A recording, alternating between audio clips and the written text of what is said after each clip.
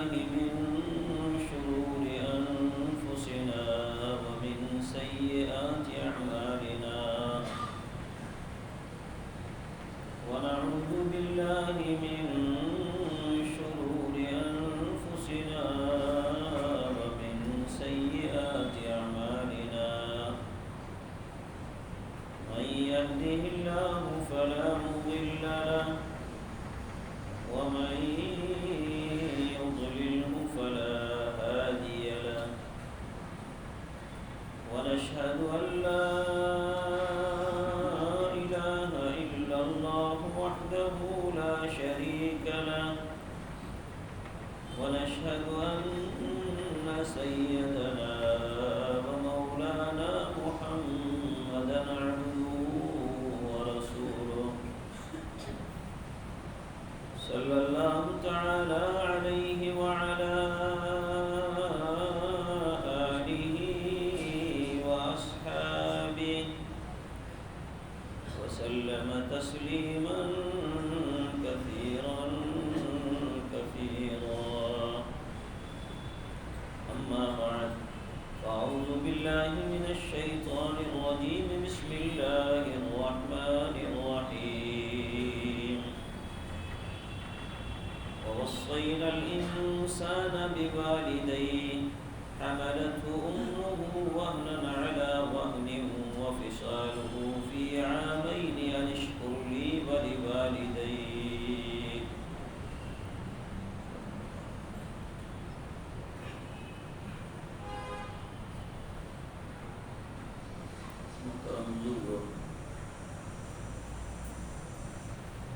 والدین اللہ تبارک و تعالیٰ کی طرف سے بڑی نعمت ہے۔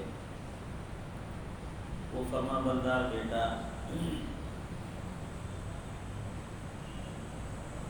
جو والدین کی خدمت کر کے اپنے ماں باپ کی آنکھوں کو ٹھنڈک پہنچاتا ہے وہ بڑا مبارک ہے، اور اللہ تبارک و تعالیٰ کی طرف سے اس کے لیے بڑے انعام اور بڑے اعزاز اور بڑے اکرام، اور جو اپنے والدین کے دل کو دکھائے ان کی خدمت کر کے اپنے آپ کو جنت میں داخل نہ کروائے وہ انسان بڑا بد نصیب ہے۔ اللہ تعالیٰ ہم سب کو اپنے والدین کی آنکھوں کی ٹھنڈک بنائے، دل کا سرور بنائے۔ حقیقت ہے جیسا کہ قرآن کریم کی آیات کی تفسیر میں نے عرض کیا تھا کہ اللہ تبارک و تعالیٰ نے قرآن جیسی عظیم کتاب میں اپنے حقوق کے ساتھ بہت سے مقامات پر والدین کے حقوق کو جوڑ کے بیان فرمایا ہے۔ اس سے اندازہ ہو سکتا ہے کہ اللہ اور اس کے رسول کے نزدیک ماں باپ کا کیا مقام اور کیا مرتبہ ہے۔ فَلَا تَقُل لَّهُمَا أُفٍّ وَلَا تَنْهَرْهُمَا وَقُل لَّهُمَا قَوْلًا كَرِيمًا۔ قرآن میں اللہ تعالیٰ نے بیان فرمایا انہیں اف تک نہ کہو، اف یہ بھی نہ کہو۔ مفسرین نے اس کی ذیل میں فرمایا ہے کہ اف سے نیچے بھی اگر کوئی جملہ ایسا ہوتا جو ماں باپ کے دل کو دکھانے والا ہوتا تو قرآن اس کو بھی بیان فرماتا ہے۔ ان کے سامنے نرم گفتگو کرو، اونچی آواز سے اس کے سامنے بات نہ کرو۔ تمہیں معلوم ہے تمہاری اونچی آواز سے بولنے کی وجہ سے خدا کا عرش ہل جائے گا۔ فَلَا تَقُل لَّهُمَا أُفٍّ وَلَا تَنْهَرْهُمَا، جھڑکو نہیں انہیں جھڑکو نہیں۔ اور پھر آخر میں فرمائے وَقُلْ رَبِّ ارْحَمْهُمَا كَمَا رَبَّيَانِي صَغِيرًا، اپنی طاقت بھر ان کی خدمت کرو، ان کی آنکھوں کو ٹھنڈک پہنچاؤ، ان کو راحت و آرام پہنچاؤ۔ اور آخر میں اللہ تعالیٰ سے دعا بھی کرتے رہو رب ارحمہما کما ربیانی صغیرا، اے اللہ میرے والدین پر اسی طرح رحم و کرم کا معاملہ فرما، شفقت کا معاملہ فرما جیسے انہوں نے میرے ساتھ بچپن میں معاملہ کیا۔ اور میں نے عرض کیا تھا کہ بچپن میں کیا ماں باپ نے معاملہ کیا سوچ بھی نہیں سکتے، تصور بھی نہیں کر سکتے۔ کیوں؟ قرآن نے بچپن یاد دلا کر یہاں کمپیئر کیا کہ دیکھو بڑھاپے کی منزل میں جب ماں باپ پہنچ جاتے ہیں تو جہاں سارے اعضاء متاثر ہوتے ہیں وہاں دماغ بھی متاثر ہوتا ہے، بڑا امتحان ہوتا ہے۔ جن لوگوں نے اپنے بوڑھے ماں باپ کے ہڈیوں کے ڈھانچے دیکھے ہیں اور ذہن کے متاثر ماں باپ کو دیکھا ہے، وہ جان سکتے ہیں کہ اس منزل پر پہنچ کر کس آزمائش سے کے مرحلوں سے گزرنا پڑتا ہے۔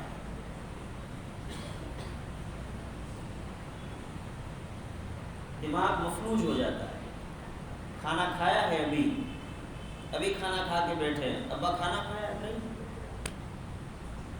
بلکہ بعض دفعہ مہمان آ گئے، کوئی پھوپھی آ گئی، چچا تایا آ گئے، دوست آ گئے ابا کے، خیر خیریت کے بعد میں پوچھے بڑے میاں کھانا کھایا؟ مجھے کون کھلاتا ہے بھائی؟ ارے ابا ابھی تو کھلایا۔ یہ جب دیکھو ہماری شکایتیں کرتے رہتے ہیں، ہمارے رشتہ داروں کے سامنے ذلیل کر دیا، اور تو ہم کا تھا بستر میں جب ذلیل نہیں ہوتے تھے، یہ پھوپھی کے سامنے ابھی کھایا، ہاتھ سوکھا بھی نہیں، دیکھو اور کیا کھایا ہی نہیں، کھلایا ہی نہیں۔ ہوتا ہے کہ نہیں ہوتا ہے؟ میں کہتا جنہوں نے اپنے والدین کو اس منزل پہ دیکھا ہو نا، وہ سمجھ سکتے ہیں کہ کن مرحلوں سے گزرنا پڑتا ہے۔ ہمارے راجستھان میں ایک مثال ہے، فرما بردار بیٹا اپنے ابا کے لیے بکری خرید کر لایا کہ اس کا دودھ پیا کریں گے ابا جی۔ اپنے اولاد کو، بیوی کو سخت تنبیہ کر دی کہ جتنا بکری کا دودھ وہ سارا ابا کو دینا، کھلانے میں۔ فرما بردار بیٹے، فرما بردار بیوی اس کا اہتمام کیا کرتے تھے۔ دودھ دو پلایا، اسی دودھ سے روٹی کھلائی۔ اب رشتہ دار آ گئے، اتنے میں خود گھر کا مالک بھی آ گئے، ابا کیسے ہیں؟ بیٹا اچھا ہوں۔ ابا روٹی کھائی؟ ہاں بیٹا کھائی۔ کس چیز سے کھائی؟ پانی سے کھائی۔ اور کس سے کھائی؟ کیوں ابا دودھ سے نہیں کھلائی؟ ارے بیٹا ماں ہمیں کون دودھ دیتا ہے؟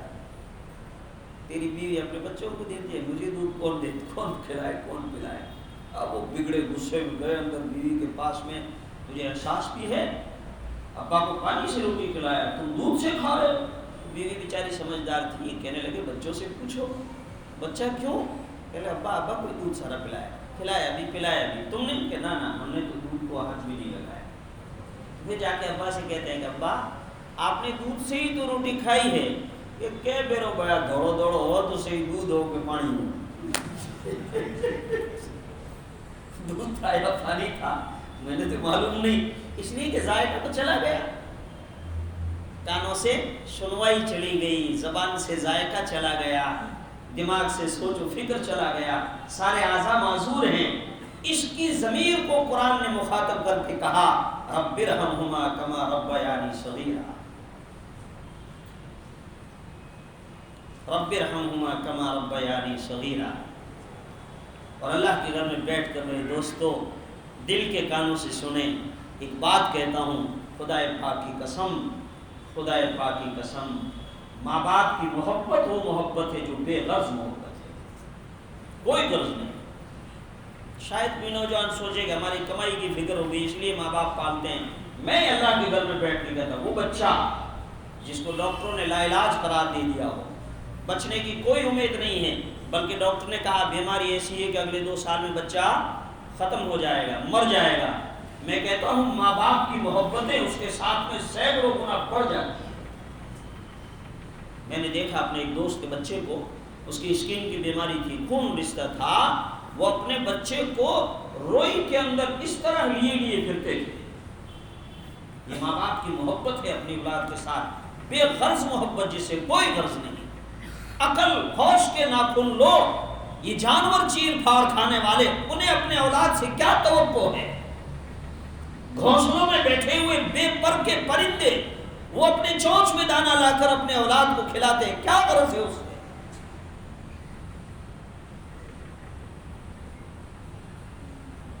ماں باپ کے دل سے جو آہ اٹھتی ہے، خدا پاک کی قسم وہ آہیں عرش کو ہلا دیتی ہے، اور یا تو زبان سے کچھ نہ بولے، بوڑھے ہیں مجبور ہیں، تیری کمائی کے رحم و کرم پہ ہیں، لیکن دل سے دعائیں نکلتی ہے تو جنت کے دروازے کھلتے ہیں، اور اگر دل دکھتا ہے تو جہنم دہکتی ہے۔ ایک نوجوان نے میرے آقا کی خدمت میں عرض کیا کہ اللہ کے رسول، ماں باپ کا کیا حق ہے؟ میرے آقا نے فرمایا وہ تیری جنت ہے، وہ تیری جہنم ہے، وہ تیری جنت ہے، وہ تیری جہنم ہے۔ کیا مطلب؟ ان کی دل کی کیفیت یا تو جنت کے دروازے کھل کے تیرا استقبال کر رہے ہیں، اور اگر وہ ناراض ہیں تیرا کوئی عمل خدا کے یہاں قابل قبول نہیں۔ میرے آقا نے فرمایا رسل ربی رسل والدی سخط الوالدی فی سخط الرب فی سخط الوالد، او کما قال علیہ الصلوۃ والسلام، ماں باپ کی ناراضگی میں رب کی ناراضگی ہے، ماں باپ کی رضامندی میں رب کی رضامندی ہے۔ ہم تو یوں سوچتے ہیں 25-30 سال ہونے کے بعد بیوی بچوں والے بن جائے، یوں سمجھ ہم تو ایسے ہی عقل مند تھے، ایسے ہی سمجھدار تھے، بڑھ گئے ہی نہیں ہے۔ ایک واقعہ کتاب میں بڑا عجیب پڑا اور ہوتا ہے، سب سوچیں گے تو سب کے سامنے۔ بڑے میاں صحن میں بیٹھے تھے چارپائی پر، نوجوان بیٹا شاید دنیا دار کوئی بہت بڑا سیٹ ہوگا، لیٹسٹ بوٹیٹ میں ہو کر کے باہر نکل رہا تھا، اپنے ابا کی چارپائی کے پاس بیٹھا۔ بڑے میاں کو بھی امتحان کی سوجی ہوگی۔ درخت تھا صحن میں، اس کے اوپر کوا بیٹھا تھا۔ بڑے میاں نے کہا بیٹا یہ کیا پرندہ ہے؟ وہ کہا ابا کوا ہے۔ تھوڑی دیر کے بعد بیٹا یہ کیا پرندہ بول رہا ہے؟ کہ ابا کوا ہے۔ تیسری مرتبہ پھر پوچھا کہ بیٹا یہ پرندہ کیا بول رہا ہے؟ تو ابا کوا ہے، ذرا تیز آواز میں۔ چوتھی مرتبہ پوچھا تو اور زیادہ کڑک کر ابا کوا ہے، اور پانچویں مرتبہ تو پانی پھینک دیا اور کہنے لگا کوا ہے کوا، دماغ میں تو گھستی نہیں، کہتے کہتے تھک گیا۔ بڑے میاں خاموش ہو گئے، آواز کی نشتر تیروں کو سہ کر کے پھر اندر گئے، ایک ڈائری لے کر آئے اور اس میں سے ایک ورق کھولا اور کہنے بیٹا پڑھنا ہے اس میں کیا لکھا ہے؟ تو بیٹے نے پڑھنا شروع کیا کہ آج میں اپنے صحن میں بیٹھا ہوں، 3-4 سال کا بیٹا میری گود میں بیٹھا ہے، اتفاق کی بات ہے کہ میرے صحن کے درخت پر کوا بیٹھا بول رہا ہے، اور بچہ کہتا ہے ابا کیا ہے؟ میں نے کہا کوا ہے۔ ابا کیا ہے؟ میں نے کہا کوا ہے۔ ابا یہ کیا ہے؟ میں نے کہا کوا ہے۔ اس کے آخر میں لکھا ہے کہ میرے معصوم بچے نے 25 دفعہ پوچھا اور میں نے 25 دفعہ اس کا جواب دیا، اور آخر میں لکھا تھا یہ 25 کے بعد میں بھی میرا پیار اور محبت کا سمندر میرے بیٹے کی طرف اور بڑھ رہا تھا کہ 2-4 مرتبہ اور سنتا تو ذرا اچھا لگتا۔ بڑے میاں نے وہ ڈائری بند کر کے کہنے لگے نوجوان ابھی تو 20 باقی ہے، یہ 5 پہ ہی تو نے تو پانی پھینک دیا ہے۔ ہائے اللہ ہمیں اپنے والدین کی آنکھوں کی ٹھنڈک بنائے، اللہ جنت کا ذریعہ بنائے، اللہ ہمارے اس امتحان کی گھاٹی سے عافیت کے ساتھ ہمیں گزار دے۔ ابن حوشب رحمۃ اللہ علیہ انہوں نے اپنی کتاب میں ایک واقعہ لکھا ہے، میں ایک گاؤں میں گیا تو دیکھا کہ گاؤں کے کنارے پر ایک قبرستان ہے، اس قبرستان میں عصر کے بعد میں نے دیکھا کہ قبر پھٹی اور اس میں سے ایک آدمی نکلا جس کی شکل گدھے کی سی تھی، گدھے کی شکل تھی، اور 3 مرتبہ اس نے گدھے کی طرح آواز لگائی رینگا، اور پھر جو ہے وہ قبر کے اندر گیا، قبر واپس بند ہو گئی۔ میرے دوست نے مجھے کہا کہ یہ بڑھیا دیکھ رہا ہے؟ میں نے کہا ہاں، سود کاٹ رہی تھی، اون کاٹ رہی تھی۔ کہنے لگے کہ یہ جو اٹھ کر کے 3 مرتبہ گدھے کی آواز لگے اس بڑھیا کا بیٹا ہے، شرابی تھا، یہ بڑھیا بیوہ تھی، یہ شراب پی کر گھر میں آتا تھا تو بڑھیا اسے کہتی تھی بیٹا کب تک پیتے رہو گے، تو یہ ماں کی شان میں گستاخی بھی کرتا تھا اور یوں کہتا ہے گدھے کی طرح کب تک بولتی رہے گی تو میرے کو۔ کہنے لگا عصر کی نماز کے بعد انتقال ہوا ہے، جب سے انتقال ہوا ہے روزانہ جب اس کے انتقال کا ٹائم ہے عصر کے بعد یہ اپنی قبر سے نکلتا ہے، اسی طرح 3 مرتبہ آواز لگاتا ہے، واپس قبر میں چلا جاتا ہے۔ ہر گناہ کی سزا ضروری نہیں دنیا میں ملے، آخرت میں روز جزا قیامت کے دن ہے، لیکن ماں باپ کی نافرمانی وہ گناہ ہے جس کی سزا اللہ پاک مرنے سے پہلے دنیا میں لوگوں کے سامنے دیتے ہیں۔ ہمارے استاد محترم حضرت مولانا ارشد صاحب مدنی دامت برکاتہم، اللہ تعالیٰ ان کی عمر میں برکت عطا فرمائیں، وہ میں نے خود ان کے زبان سے یہ واقعہ سنا، دیوبند کی بات ہے۔ فرمایا کرتے تھے ایک مرتبہ ایک بوڑھا دکاندار بیٹھا تھا، اس نے کہا یہ سامنے والا دکان ہے نا جو گوشت بیچ رہا ہے قصائی، کہنے لگا میں نے ایک مرتبہ دیکھا کہ اس نے اپنے باپ کی پٹائی کر دی۔ اب میں نے علماء سے سن رکھا تھا کہ باپ کی پٹائی کرنے والی کی تو اس کی اولاد پٹائی کرتی ہے، ٹھکواتا ہے ان کے بچوں سے۔ اب اتفاق کی بات ہے کہ اس کی شادی ہوئی، جو سامنے بیٹھا ہے وہ، اس کی شادی ہوئی اور اس کے 4 لڑکیاں ہوئی، لڑکا ہی نہیں۔ میں سوچ رہا تھا اس کے تو لڑکا ہی نہیں، ٹھوکائی کیسے ہوگی؟ میں سوچ رہا تھا، انہوں نے کہا مولانا میں نے ایک مرتبہ میری آنکھوں سے دیکھا، برقعے میں اس کی لڑکی آئی اور اس کو گھسیٹ کر کے اسی جگہ پٹکا جس جگہ اس نے اپنے باپ کو پٹکا تھا، اور اسی طرح پٹائی کی جس طرح اس نے اپنی پٹائی کی۔ میں نے کہا بالکل علماء نے صحیح فرمایا ہے، قرآن کا فیصلہ برحق۔ ماں کی دعائیں بیٹے کو موسیٰ علیہ السلام کا جنت میں ساتھی بنا دے، اور ماں کی بد دعائیں وہ ہوتی ہے کہ جس میں انسان کو کلمہ بھی مرتے وقت نصیب نہیں ہوتا ہے۔ اس لیے میرے بزرگوں، اگر نادانی میں اپنے والدین اس کی شان میں گستاخی ہو گئی، خدا پاک کی قسم ضمیر کو آواز دے کے کہتا ہوں، دن چھپنے سے پہلے توبہ کر کے ان کے پاؤں پکڑ کر معافی مانگ کر اپنے جنت کے دروازے کھلوا دو۔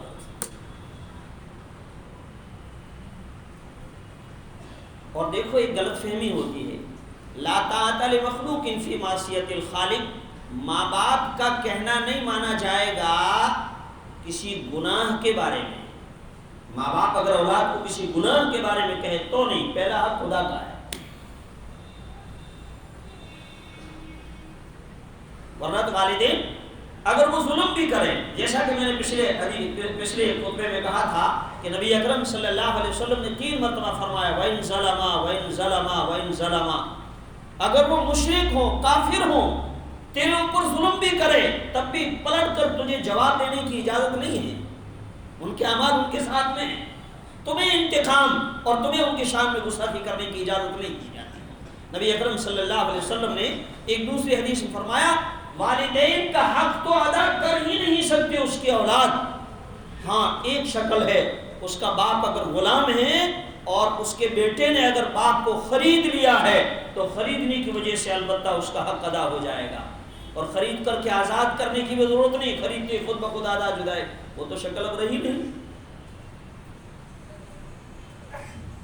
2 چیزیں یاد رکھو، ایک تو والدین کی فرما برداری اللہ کی نافرمانی میں نہیں ہوگی، لا طاعت لمخلوق فی معصیت الخالق، اللہ کی نافرمانی کا اور گناہ کے کام کے لیے اگر کوئی کہے تو نہیں مانیں گے، لیکن نہیں ماننے کا معنی یہ نہیں ہے کہ ان کی شان میں گستاخی کریں گے۔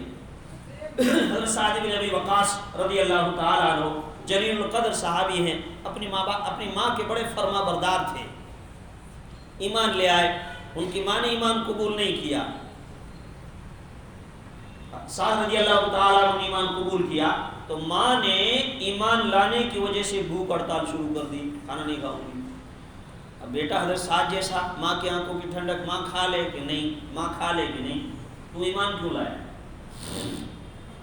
حضرت سعد رضی اللہ تعالیٰ عنہ نے اپنی والدہ سے کہا دیکھ کھائے نہ کھائے میں ایمان نہیں چھوڑ سکتا۔ اسی پر قرآن پاک کی آیت نازل ہوئی کہ نہیں، نافرمانی میں کہنا نہیں مانا جائے گا، یعنی ایسا نہیں کہ کافر بن جائیں گے وہ۔ اسی طرح سے ہمارے معاشرے میں ایک اور گناہ بھی ہے، دیکھو جس طرح ماں باپ کے حق ہیں ایسے ہی بیوی بچوں کے بھی حق ہیں، اور میں کہا کرتا ہوں یہ دودھاری تلوار ہے جس کے اوپر چل کر کے جنت میں داخل ہونا ہے۔ بیوی بچوں کی شان میں ان کے حقوق کو پامال کر کے ظالم بھی نہیں بنیں گے، اور ماں باپ کی نافرمانی کر کے جہنمی بھی نہیں بنیں گے۔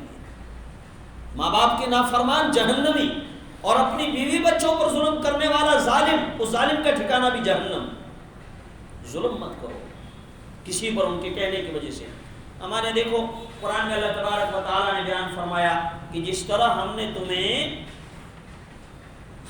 جس طرح ددیحال اور ننیحال کے رشتوں والا بنایا، ایسے ہی تمہیں سسرالی رشتے والوں کا بھی بنایا۔ تو جس طرح ماں باپ کا حق ہے بیوی بچوں کا بھی حق ہے، سسرال والوں کا بھی حق ہے۔ اب انسان یا تو ماں باپ سے کٹ کر کے بالکل سسرال والوں کے گود میں جا کے بیٹھ جاتا ہے، ماں باپ کو نظر انداز کر دیتا ہے، یہ بھی گناہ کبیرہ، یہ بھی اللہ کے نافرمانیوں میں سے ہے، دونوں کی فرما برداری۔ لیکن والدین کا یہ مطالبہ کہ تم اپنے سسرال والوں کو چھوڑ دو، اپنی بیوی کے حق ادا مت کرو، نہیں، ایسا نہیں۔ جس بیوی کا بھی حق ہے، بچوں کا بھی حق ہے، سسرال والوں کا بھی حق ہے۔ اب یہ سسرال والوں کے حقوق تو ادا کر رہا ہے، پیار سے انہیں سمجھائیے کہ والدین کا بھی فرما بردار بنے، یا والدین کے حقوق کو ادا کر رہا ہے اور وہ ماں باپ اگر نادانی میں یوں کہتے ہیں کہ اپنے سسرال والوں کے حق ادا مت کرو، ان کے ساتھ حسن سلوک مت کرو۔ دیکھیے حضرت امی عائشہ رضی اللہ تعالی عنہ فرماتی ہیں کہ حضرت خدیجہ الکبریٰ رضی اللہ تعالی عنہ، خدیجہ ہے کائنات میں عظیم خاتون، جس نے محمد ابن عبداللہ کو محمد الرسول اللہ صلی اللہ تعالی علیہ وسلم ہوتے ہوئے اپنی آنکھوں سے دیکھا۔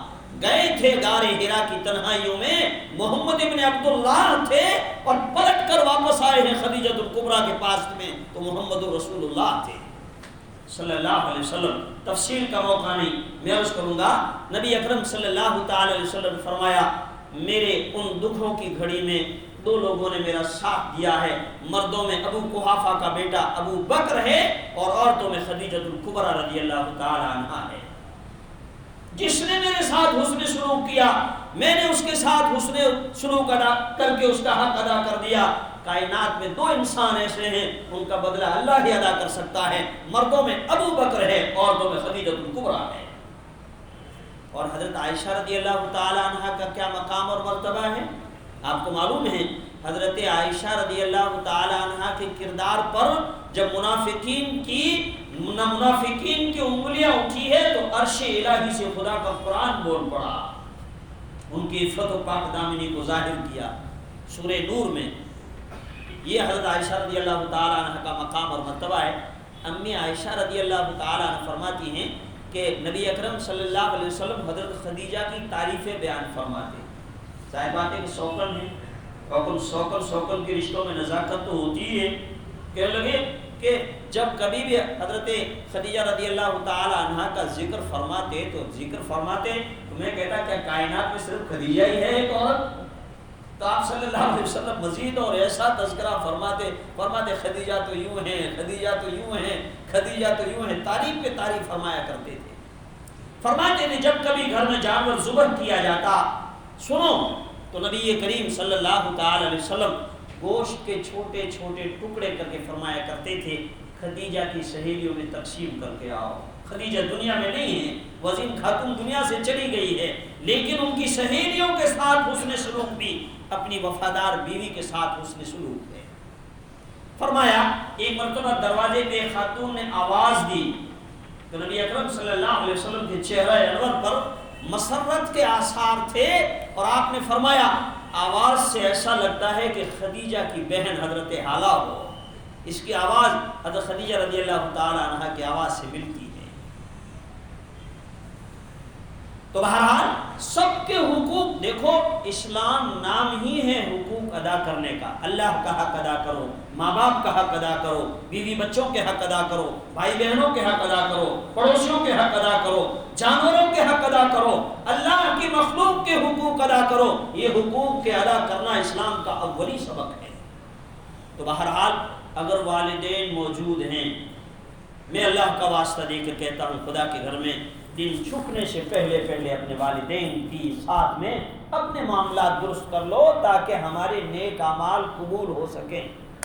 اگر والدین دنیا سے چلے گئے، نادانی رہی، فرما برداری نہیں کر سکے، تو بھی اللہ تعالیٰ کا فضل اور کرم ہے کہ اللہ تبارک و تعالیٰ نے اس دروازے کو بند نہیں فرمایا، بلکہ والدین کے جانے کے بعد میں بھی اگر دل میں پچھتاوا ہو اور اس عظیم گناہ سے توبہ کرنے کی اللہ تعالیٰ توفیق عطا فرمائے تو اس کا بھی جو ہے وہ اللہ تبارک و تعالیٰ نے دروازہ کھلا ہے، اور وہ 4 طرح سے ہے۔ فرمایا ماں باپ کے جانے کے بعد میں اولاد کی فرما برداری یہ ہے والدین کے ساتھ کہ سب سے پہلے والدین کے لیے دعائیں مغفرت کرے، ان کے لیے ایصال ثواب کرے۔ ایصال ثواب قرآن پڑھ کے بخش دیا، نیک عمل کر کے بخش دیا، ان کے نام کا صدقہ خیرات کر دیا، صدقہ جاریہ کے طور پر ان کے لیے کچھ کر لیا، یہ پہلا عمل۔ اور دیکھو ایک ہے ایصال ثواب، ایک ہے دعا، ان کے لیے مغفرت کی دعا کرنا۔ علماء نے فرمایا ہے ایصال ثواب سے بھی بڑھ کر ہے دعا کرنا، اولاد کا ماں باپ کے حق میں دعا کرنا۔ اور ہمارے حضرت نے اس کی بڑی اچھی مثال بیان فرمائی کہ دعا اور ایصال ثواب میں تو ایسا ہے کہ ہمارے رشتہ دار کوئی گرفتار ہو گیا اور گرفتار ہو کر کے وہ پولیس کسٹڈی میں ہے۔ اب ایک تو ہے شاندار کھانا بنا کر کے اور ٹفن بھر کر کے اس کو جیل میں پہنچا دو، اور ایک ہے ان کے چھڑانے کی کوشش کرو کہ وہ جلدی سے چھوٹ جائے۔ دونوں میں اچھا کون سا ہے؟ چھڑانے کی کوشش کرنے والا۔ تو اس چھڑانے کی کوشش کرنا یہ دعائے مغفرت ہے، اور ایصال ثواب شاندار تحفہ ان کے یہاں بھیج دینا۔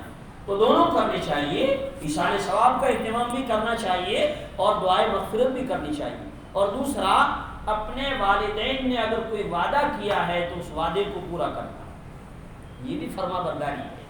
ہمارے والد صاحب نے آپ کے پاس ایک آدمی آیا، یوں کہا تمہارے ابا نے میرے بیٹے کی فیس بھرنے کا وعدہ کیا تھا، ابھی تو ایک فیس بھری تھی کہ ابا کا انتقال ہو گیا، تمہارے ابا نے وعدہ کیا تھا، ٹھیک ہے۔ حضرت ابوبکر صدیق رضی اللہ تعالیٰ عنہ جب خلیفہ بنے نبی کریم صلی اللہ علیہ وسلم کی دنیا سے پردہ فرمانے کے بعد، تو حضرت صدیق اکبر رضی اللہ تعالیٰ عنہ نے اعلان فرمایا، نبی کریم صلی اللہ تعالیٰ علیہ وسلم نے اگر کسی کے ساتھ وعدہ فرمایا ہے میرے پاس آئے، میں اس وعدے کو پورا کروں گا۔ وعدہ پورا کرنا یہ اسلام کا بہت بڑا سبق ہے، اس لیے والدین کے کیے ہوئے وعدوں کو پورا کرنا یہ بھی ماں باپ کی فرما برداری میں شامل ہے۔ اسی طرح والدین کے دوستوں کے ساتھ حسن سلوک کرنا، رشتہ داروں کے ساتھ، والدین کے ملنے والے، ان کے ساتھ میں اچھے تعلق، ان کے ساتھ میں اچھا حسن سلوک کرنا، یہ بھی گویا والدین کے ساتھ میں ہی حسن سلوک کرنا ہے۔ آپ اندازہ کرو ماں باپ کے مرتبے اور مقام کو کہ ان کے دوستوں کے ساتھ حسن سلوک کرنے والوں کو قبر میں اللہ تبارک و تعالیٰ فرما برداروں میں لکھ دیں گے۔ کتنا بڑا اعزاز اور اکرام۔ حضرت عبداللہ ابن عمر رضی اللہ تعالیٰ ایک مرتبہ گزر رہے ہیں، آپ نے دیکھا کہ سامنے ایک دیہاتی آیا۔ حضرت عبداللہ ابن عمر رضی اللہ تعالیٰ عنہ اپنی سواری سے نیچے اترے، اپنا امامہ سر سے اتار کر کے اس کے سر پہ رکھا، اور اپنا دراز گوش ساتھ میں تھا گدا، تو اس کو سواری کے لیے دیا کہ اس کے اوپر سوار ہو جائیے۔ ساتھ میں ساتھی تھے، انہوں نے کہا آپ نے اس کا اتنا اعزاز اور اکرام کیا، یہ تو دیہاتی ہے۔ عبداللہ ابن عمر رضی اللہ تعالیٰ نے کہا اس کے ابا میرے ابا کے دوست تھے، یہ نہیں، اس کے ابا میرے ابا کے دوست تھے۔ اور بعض روایتوں میں عبداللہ ابن عمر رضی اللہ تعالیٰ عنہ سے پوچھا تو اس کا لڑکا ہے کیا؟ انہوں نے کہا ہاں، کہنے لگے وہ تو ہمارے ابا کے دوست تھے۔ تو جب ابا کے دوست کے بچوں کے ساتھ میں حسن سلوک کر رہے ہیں صحابہ اکرام رضوان اللہ تعالیٰ علیہ اجمعین، ہمیں سبق ہے کہ ہمیں کیا کرنا چاہیے۔ لہذا اس طرح سے جو ہے، اسی طرح قرض ادا کرنا، یہ تو بہرحال فرما بردار اولادوں میں سے ہے ہی۔ تو بہرحال والدین بہت بڑی نعمت ہے، اللہ ہمیں ان کے قدردانی کی توفیق عطا فرمائے۔ اللہ تعالی ہمارے والدین کی ہمارے ذریعے سے آنکھیں ٹھنڈی فرمائے۔